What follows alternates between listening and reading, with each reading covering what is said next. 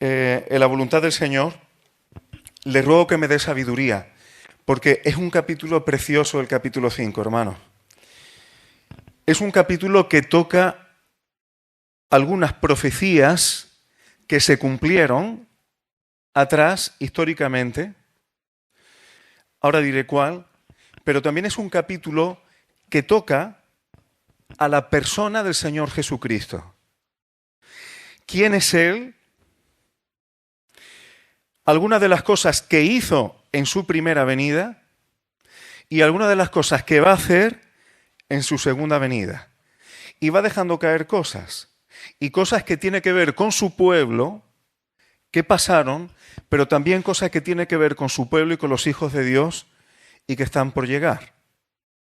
¿Qué es lo que ocurre? Algunos versículos están hablando de cosas que pasaron, otros están hablando de cosas que han pasado, pero también tienen que ver con las que van a ocurrir, y va mezclando, y si eso no se desentrelaza un poco, pues es un capítulo complejo.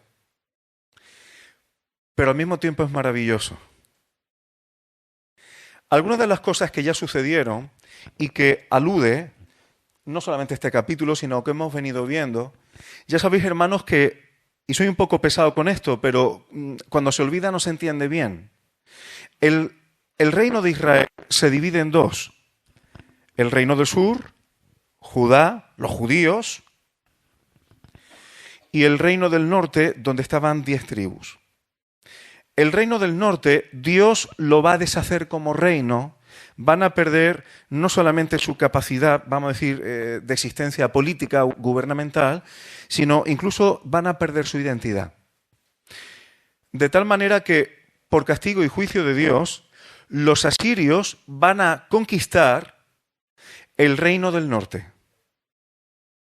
Y una de las cosas que hacen, incluso en Samaria, en su propia capital, una vez que los conquistan, cogieron, porque el imperio asirio era bastante potente, y cogieron extranjeros de los que ellos tenían ya conquistados, y los metieron en Samaria para mezclarlos con los autóctonos y así diluirlos. Y luego, posteriormente, los iban a ir sacando de allí y se fueron dispersando en medio de todas las naciones. Es muy difícil saber dónde puedan estar, a dónde llegaron, se mezclaron, desaparecieron en ese sentido. Al mismo tiempo aquí aprendemos algo, hermanos, porque la estrategia del enemigo no ha cambiado. Si nosotros como hijos de Dios nos dejamos mezclar con las cosas de este mundo y con lo que viene de fuera, es cuestión de tiempo que quedaremos diluidos. Y lo que se diluye se termina dispersando y termina siendo ineficaz. Somos sal en este mundo, somos luz en este mundo. Y la forma más fácil de neutralizar a la Iglesia como pueblo de Dios es diluirnos mezclándonos. Por eso una de las funciones que tenemos, hermanos, y una responsabilidad importante es aprender a estimularnos en el Señor, a edificarnos y procurar frenar, procurar santificarnos, no como santurronería, sino santificarnos de lo que es mezclarnos con las cosas de este mundo e incluso con determinados tipos de personas. Hay personas que el efecto que pueden hacer en ti es diluir tu fidelidad al Señor. Cuando establecemos compromisos con personas que afectan nuestra relación con Dios, nos vuelven ineficaces.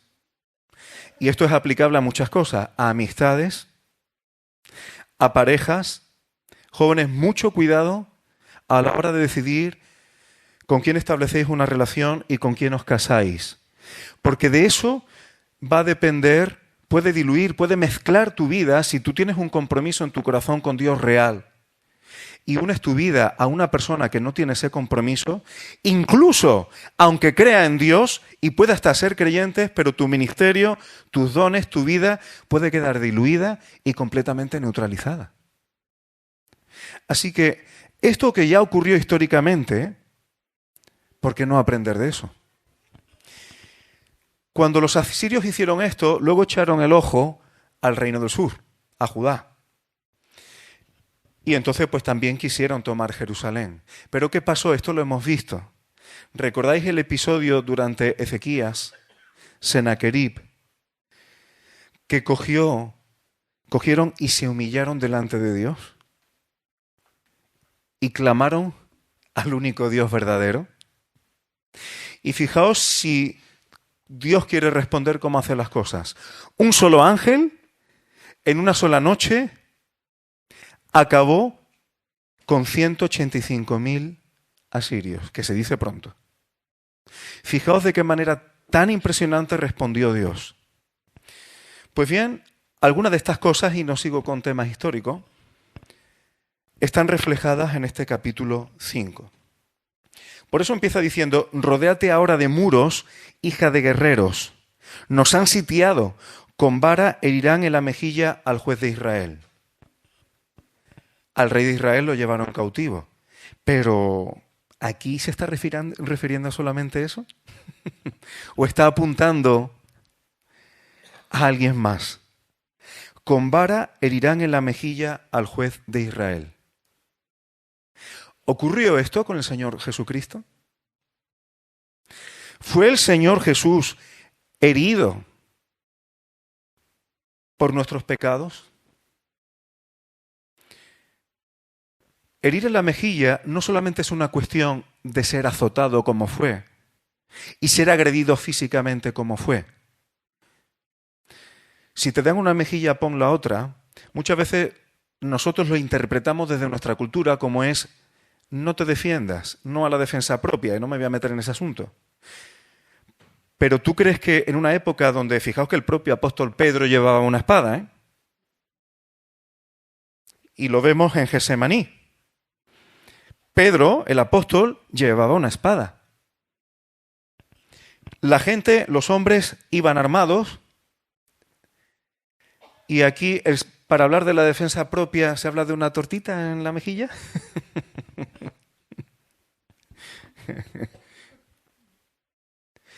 Era una forma de hablar de avergonzar. Si alguien te avergüenza, no cojas y procures humillarlo tú. El Señor Jesús fue avergonzado por causa nuestra. Fue humillado y expuesto públicamente por causa nuestra. Versículo 2. Pero tú, Belén Efrata, pequeña para estar entre las familias de Judá, de ti me saldrá el que será Señor en Israel. ¿De quién está hablando? Obviamente el Señor Jesús. Cuando los magos llegan a Herodes y le preguntan, ¿recordáis? En Mateo capítulo 2, versículos 4 a 6, los escribas tenían claro esto. ¿Dónde ha de nacer el Mesías? Ellos le dijeron en Belén de Judea, porque así está escrito por el profeta, así estaba escrito por Miqueas, lo acabamos de ver. Y tú, Belén, de la tierra de Judá, no eres la más pequeña entre los príncipes de Judá, porque de ti saldrá un guiador que apacentará a mi pueblo Israel. Así que los escribas conocían perfectamente esto. Está hablando del Señor Jesús. Está apuntando de dónde vendría el guiador de Israel. Ahora, fijaos la segunda parte del versículo. Esto me encanta, hermanos, porque esto habla de quién es el Señor Jesús. Dice, y sus salidas, aquí la palabra salidas en hebreo tiene que ver con su descendencia, su origen, ¿de dónde viene? Dice, son desde el principio. Aquí la palabra principio es antigüedad, antigüedad. Ahora, ¿cuánto de antiguo? Desde los días de la eternidad. Aquí está hablando de que el Mesías de Israel no era un simple hombre. Aunque tenía semejanza de pecado y se encarnó, pero está hablando de alguien cuyo origen, vamos a decirlo así, es desde el principio, es decir, su origen es la eternidad pasada. Muchas veces cuando hablamos de eternidad estamos pensando en un futuro muy largo, pero eternidad significa que no hay punto de inicio y que no hay punto final.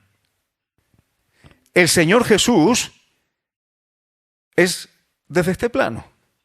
La naturaleza del Mesías de Israel, la naturaleza del Cristo es esta. Y está ya profetizado y dicho así. Y esto debía conocerlo el apóstol Juan, que por eso empieza su evangelio diciendo, en el principio, lo acabamos de leer, era el verbo, y el verbo era con Dios, y el verbo era Dios.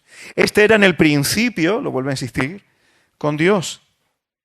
¿Y cuál es la consecuencia de que la naturaleza del guiador, del pastor de Israel, del pueblo de Dios, tenga este origen? Que todas las cosas fueron hechas por Él, y así sigue diciendo el Evangelio de Juan, y que sin Él nada de lo que ha sido hecho fue hecho. Y que en Él estaba la vida, y la vida era la luz de los hombres. Hermanos, el Señor Jesús, que es nuestra cabeza, nuestro jefe, es más que un hombre perfecto, pero su naturaleza, de lo que Él se despojó cuando tomó naturaleza humana, es impresionante, porque es la imagen del Dios invisible. Versículo 3. Pero los dejará hasta el tiempo que dé a luz la que ha de dar a luz. Y fijaos, ¿quién ha de dar a luz? El apóstol Pablo en Gálatas habla de Sara y de Agar. Cuando habla de Agar, habla de la terrenalidad. Cuando habla de Sara, Sara ya sabéis que cuando dio a luz Isaac era el hijo de la promesa, pero vino de forma sobrenatural. Era estéril y además de edad muy avanzada. Pero Dios da vida donde quiere, como quiere. Y el apóstol Pablo dice que la Jerusalén de arriba, en aquel momento la Jerusalén terrenal estaba en manos de la carne, estaba en manos de la religiosidad carnal, estaba cautiva de tradiciones de hombres que estaban puestas como si fueran mandamientos de Dios. El templo estaba corrompido con sus sacerdotes. Es decir, la religiosidad de la carne estaba hecha polvo. Ahí tenemos el principio de Agar. Sin embargo, en Cristo Jesús, del que se acaba de hablar, eso permite que haya hijos según la promesa. ¿Y quién es nuestra madre? Un católico diría María. El apóstol Pablo dice la Jerusalén de arriba. La Jerusalén de arriba, la cual es madre de todos nosotros, que además es libre. ¿Libre de qué? Libre de la manipulación de la carne, libre de religiosidades de hombres, libre del pecado, porque su origen directo es Dios. Y esto lo buscaba Abraham. La ciudad, está en Hebreos 11, cuyo arquitecto y fundador es Dios. ¿Qué anhelamos? ¿Una ciudad religiosa hecha por hombres? ¿O anhelamos la que está hecha por Dios mismo? Paso de este punto porque daría para hablar muchísimo. En el versículo 4 está hablando del ministerio del Señor Jesús. Dice, y Él está hablando del juez de Israel, del que se ha hablado antes, del Mesías. Dice, Él estará, apacentará con poder de Dios, de Yahvé, con grandeza del nombre de Jehová su Dios, y morarán seguros, porque ahora será engrandecido hasta los fines de la tierra. ¿Quién? Él. Aquí la palabra cuando dice, y Él estará, para mí este es un versículo que apunta a la obra del Señor Jesús ahora entre nosotros y la que ha de venir. La palabra estará aquí, en hebreo, tiene que ver con confirmar. Es decir, el Señor Jesús confirma arregla, restaura. Todo eso tiene que ver con esta palabra estará que se lee tan rápidamente. El ministerio del Señor Jesús, hermano, ahora, Él dijo que no nos dejaría huérfanos. El Espíritu de verdad que el Señor Jesús mandó hace que hoy día podamos ser afirmados. Él está con nosotros, nos confirma, nos afirma, nos guía, nos restaura, nos arregla. Permitidme la expresión, nos arregla. ¿Hay alguien aquí que no haya tenido la experiencia de que el Espíritu Santo no haya arreglado cosas de su vida? Estaba dicho. Apacentará con poder. Hermanos, no solo de pan vivirá el hombre, sino de toda palabra que nace de la boca de Dios. El Señor Jesús hoy día, como oveja suya, nos apacienta. ¿Esto ocurrirá en su segunda venida? También. Pero hoy día tenemos un adelanto. Si estamos aquí reunidos como iglesia, es porque necesitamos ser apacentados por Él. Y Él ha prometido estar en medio de nosotros. Ya cuando vimos de la necesidad de reunirse, estuvimos viendo cómo el Espíritu Santo, si yo estoy en mi casa solo y tengo el Espíritu Santo, sí, el Señor me guía, me ayuda, puedo ir a las Escrituras, pero hay aspectos del Espíritu Santo y de la gracia que necesitamos de la colectividad. Yo necesito de tus dones. Yo necesito de lo que el Espíritu Santo te da a ti para que seamos apacentados como rebaño. Creo que lo he dicho alguna vez, como yo no soy de campo, hay cosas que me sorprenden y me llaman mucho la atención. Pero un tío mío que sí sabe me dijo que es mucho más fácil para un pastor guiar un rebaño de ovejas, es más fácil pastorear un rebaño que no una oveja sola. Por eso, cuando estamos juntos, como rebaño del Señor, como ovejas del Señor, es bastante más fácil que el Señor nos guíe. Que si yo voy a mi aire, que si yo voy individualmente y quiero que el Señor me guíe. Si hago eso, posiblemente voy a tropezar mucho. Por eso, os necesito, hermanos. Yo necesito estar con vosotros porque cuando estamos juntos, tengo mucha más garantía de que el Señor me guía. Él apacienta con poder de lo alto. Es el poder de Dios lo que nos alimenta. No es solamente una cuestión de terrenalidad. Con grandeza del nombre de Dios, esto no lo voy a tocar, pero cuando Dios habla de su ángel al pueblo de Israel, creo que está en Deuteronomio, le dice, mucho cuidado, porque yo he puesto mi nombre en él. Y hay del que no le haga caso. Hay del que no le haga caso. Y eso ya lo estaba diciendo cuando todavía no se había revelado como el Mesías. Imagínate ahora que tenemos una revelación más completa en la Escritura de quién es el Señor Jesucristo. El nombre del Padre está en Él.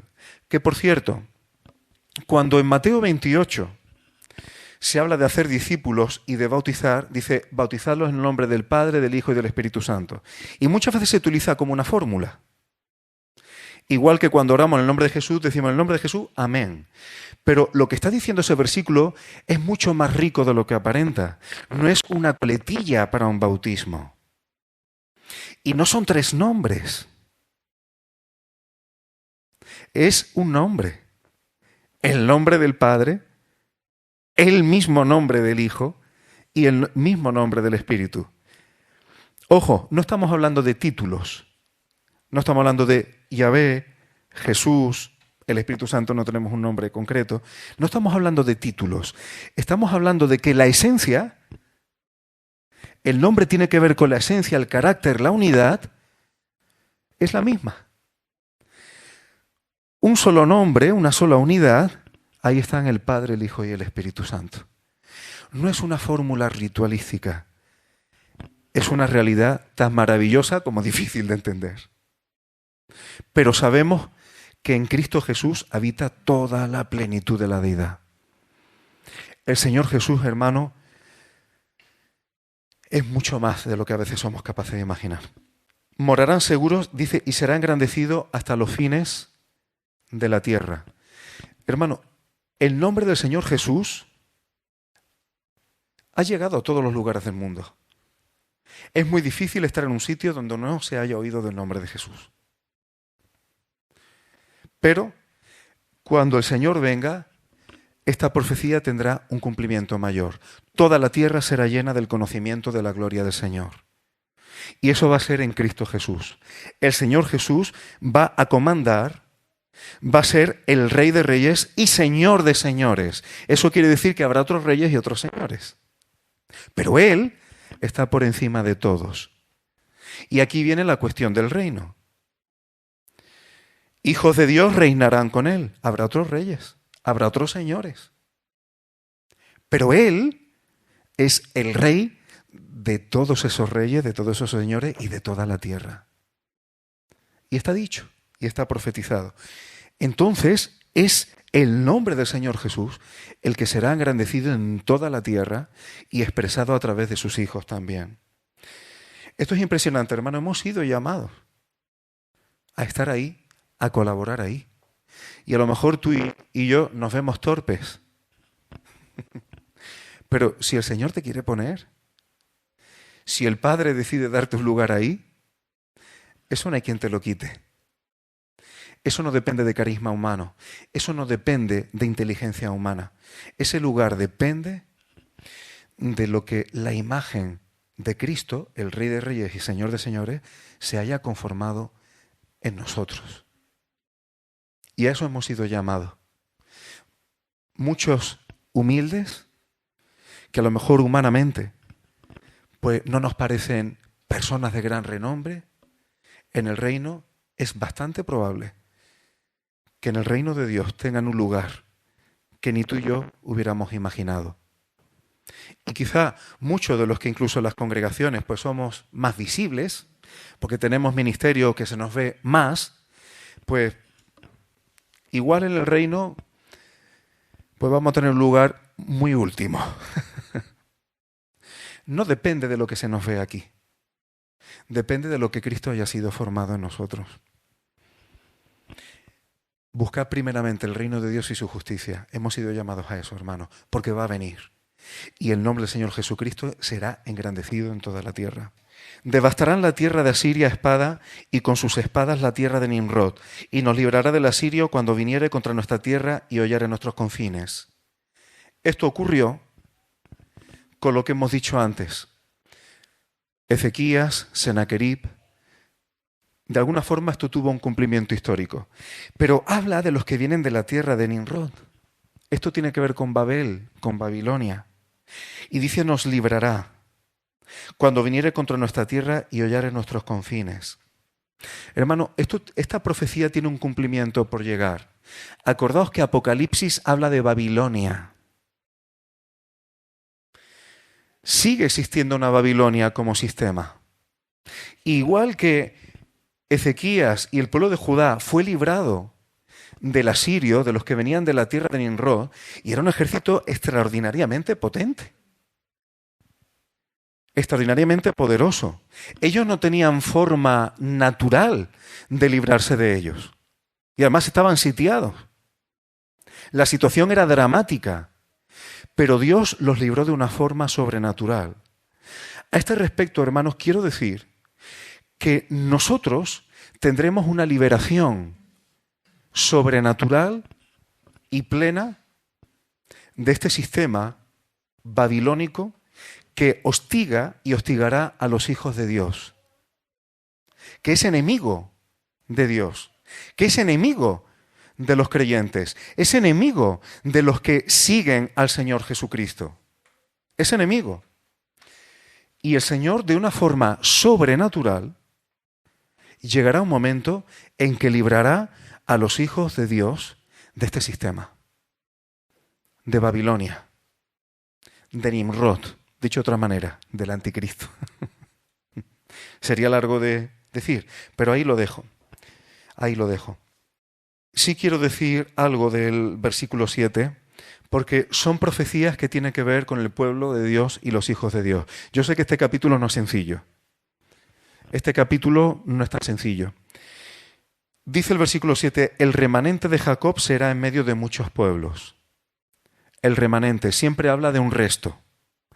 Siempre en medio de las naciones, en medio del pueblo de Dios, siempre ha habido un remanente, un resto que ha querido buscar a Dios, aun y cuando el resto se olvidaban de él. En un momento dado, al principio, cuando el hombre cae, a partir de un tal Enós, si mal no recuerdo, dice, entonces empezaron los hombres a invocar a Dios. Siempre ha habido un remanente. Muchos jóvenes fueron llevados a Babilonia, les lavaron el coco, les cambiaron la identidad, les acostumbraron a vivir bien, pero hubo 4 jóvenes, Daniel, Azarías, Misael, y ahora mismo se me va uno, y Ananías, efectivamente, que fueron un remanente que decidieron no contaminarse con ese sistema y ser fieles a Dios. Y tú puedes seguir el hilo de las Escrituras, que siempre hay un remanente, Dios siempre se reserva un remanente que decide no mezclarse, que decide no diluirse. Incluso cuando el propio pueblo de Israel estaba artefactado, estaba groseramente trastocado desde la propia autoridad, a través de una mujer que se llamaba Jezabel, que parecía incoherente. Eran el pueblo de Dios, pero desde la autoridad del pueblo de Dios se estaba persiguiendo a quien seguía al Dios de Israel. ¿Habría algo más incoherente que eso? Pues desde ahí perseguía a Jezabel, a los propios profetas de Dios. Y los había mezclado con adoración a Baal. ¿Pero qué es lo que le dice Dios a Elías? Me he reservado 7.000 almas para mí que no han doblado sus rodillas para Baal. El remanente. Ahora, hermanos, y esto nos debe servir como un desafío, y lo voy a dejar aquí, aunque no me dé tiempo a tocar más cosas, pero siempre me gusta dejar un desafío. ¿Qué pasa con el remanente? ¿A qué somos llamados en medio de las naciones los que hemos sido llamados por el Señor Jesucristo? A salir fuera, eclesía, los llamados aparte, la asamblea de los llamados fuera. En medio de muchos pueblos como el rocío de Yahvé. Como las lluvias sobre la hierba, las cuales no esperan a varón ni aguardan a los hijos de hombres. Impresionante, hermano. ¿Sabes la vida que puede dar a la hierba el rocío?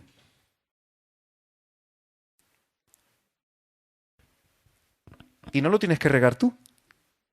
No es humano, lo da Dios.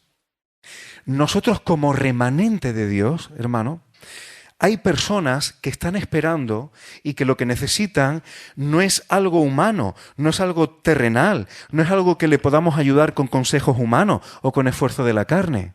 Es algo que Dios puede dar de algo sobrenatural para que haya fruto.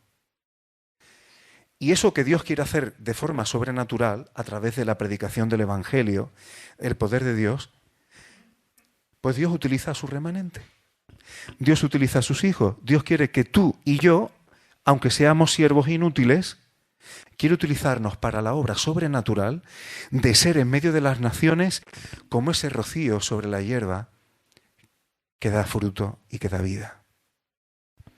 Y no solo eso, versículo 8, y este es el final del final. Asimismo, el remanente de Jacob será entre las naciones, ¿qué más? En medio de muchos pueblos, como el león entre las bestias de la selva, como el cachorro del león entre las manadas de las ovejas, el cual si pasare y hollare y arrebatare, no hay quien escape. Hermano, esto tiene que ver con el reino. El Señor Jesús es el león de la tribu de Judá. El Señor Jesús dijo al que venza, en una de las iglesias de Apocalipsis, le daré, regirá con vara de hierro las naciones. El remanente, el pueblo de Dios, los hijos de Dios, lo que hemos sido llamados por el Evangelio a salir de este mundo, tenemos como ministerio, a través de la ministración de la palabra de Dios, como ese rocío dar fruto, pero también estamos llamados a reinar juntamente con Él. Llamados a regir las naciones con la justicia de Dios. No es poca cosa, hermano. Este pasaje, y solamente he llegado hasta el versículo 8. Solamente he llegado hasta el versículo 8. No pasa nada. Pero hermano, he querido tocar esto primero para que nos demos cuenta que no hay proyecto ni plan para ti y para mí al margen de Cristo. Segundo, la persona de Cristo y nuestra vinculación con Él y el propósito de Dios, siempre hay flashes en la Escritura que apuntan a eso. Para saber a qué hemos sido llamados, todavía, hermanos, me encuentro incluso líderes de las iglesias que todavía están pensando que estamos aquí un tiempo y que luego nos vamos al cielo y eternamente nos quedamos en el cielo. Pero aquí está hablando de un reino real. Y que si nos vamos al cielo y nos quedamos allí, hay muchas promesas que pasaría con ellas. Es un reino real. Debemos saber a qué hemos sido llamados y de qué vamos a participar. Debemos saber que no estamos andando como sin rumbo. Tenemos que saber qué esperamos. Tenemos que conocer el plan de Dios. Cuando tú vas conociendo el plan de Dios, hay un momento en que tu vida espiritual cambia. ¿En qué sentido? Si tú no conoces el plan de Dios, toda tu relación con Dios es egocéntrica. Señor, ¿cuál es el propósito de ti para mí? Señor, voy a trabajar en esto, en lo otro. Señor, ¿cuál va a ser mi pareja? Señor, me compro un coche verde o un coche amarillo. Y terminamos al final con cosas que no son trascendentes. Y al final nuestra vida espiritual termina centrada en nuestra vida terrenal. Y eso es muy corto, hermanos. Y no es que al Señor no le preocupen nuestras circunstancias, si ni siquiera un cabello de nuestra cabeza cae sin su consentimiento. El Señor está pendiente de todos los aspectos de tu vida. Pero cuando vamos teniendo claro el llamamiento, el plan de Dios, su propósito, su plan, hay un momento en que te olvidas de ti para quererte involucrar en Él. Lo importante no es si yo me voy a quedar calvo con 30 años o con 80 o si me moriré con pelo sin pelo, aunque el Señor controle eso. Lo importante es que el reino de Dios va a venir, el Señor cuenta con nosotros y mientras tanto tenemos un ministerio aquí que es sobrenatural, como el rocío que cae sobre la hierba. Y el Señor quiere hacerlo contigo y conmigo porque hemos sido llamados fuera para que en el nombre del Cristo, del Mesías, podamos ejercer ese ministerio. Bendito sea su nombre.